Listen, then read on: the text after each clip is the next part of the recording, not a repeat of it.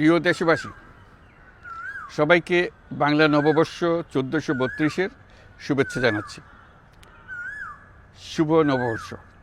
পহেলা বৈশাখ আমাদের প্রাণের উৎসব, বাঙালির সার্বজনীন উৎসব। পুরো পৃথিবীতে যেখানে যেখানে বাঙালিরা আছেন, আজ আমাদের সবার আনন্দের দিন, বর্ষবরণের দিন।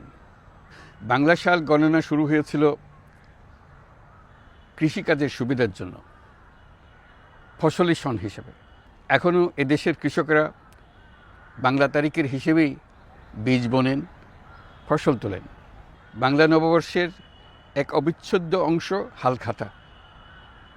এখনকার আধুনিক সময়েও এখনও এই হালখাতার ঐতিহ্যকে ধরে রেখেছেন বাংলাদেশের হাটে বাজারে, শহরে বন্দরে।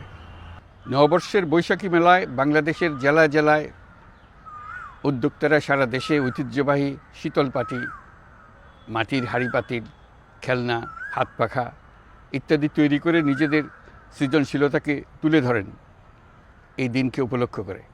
বাংলাদেশের সংস্কৃতি ও ঐতিহ্য রক্ষায় এবং একে এগিয়ে নিয়ে যেতে আমাদের সবাইকে সক্রিয় ভূমিকা রাখার জন্য অনুরোধ জানাচ্ছি।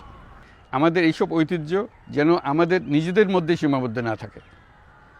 আমাদের সংস্কৃতি যেন আমরা ছড়িয়ে দিতে পারি বিশ্বের দরবারে। বছরের এই দিনটিতেই আমরা সুযোগ পাই আমাদের সুদীর্ঘ ঐতিহ্যকে নতুনভাবে নতুন প্রজন্মের কাছে উৎসবমুখর পরিবেশে তুলে ধরতে এবং পৃথিবীর সামনেই তুলে ধরতে। পাহাড় ও সমতলের বিভিন্ন জাতিগোষ্ঠীও চৈত্র সংক্রান্তি ও নববর্ষে এবার বড় পরিসরে উৎসব উদযাপন করছে।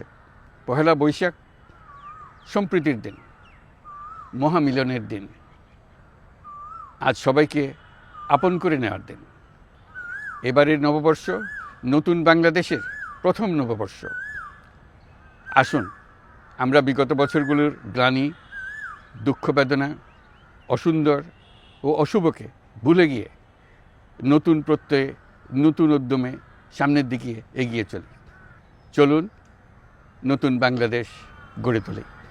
24-এর গণ অভ্যুত্থান আমাদের সামনে বৈষম্যহীন বাংলাদেশ গড়ে তোলার সুযোগ এনে দিয়েছে। এই সুযোগ যেন আমরা না হারাই। বৈষম্যহীন বাংলাদেশ গড়াই হোক এবছর নববর্ষের আমাদের অঙ্গীকার। আমি নববর্ষের সকল আয়োজন ও উদ্যোগের সাফল্য কামনা করছি। নববর্ষ 1432 আমাদের সবার জন্য শুভদিনের সূচনা করুক। নববর্ষ আমাদের সকলের জন্য নতুন ও গভীর আনন্দের উন্মোচন করুক, এই কামনা করছি। সবাইকে আবারও আমার নববর্ষের শুভেচ্ছা ও সালাম জানাচ্ছি। আসসালামু আলাইকুম। মহান আল্লাহ আমাদের সহায় হন। আল্লাহ হাফিজ।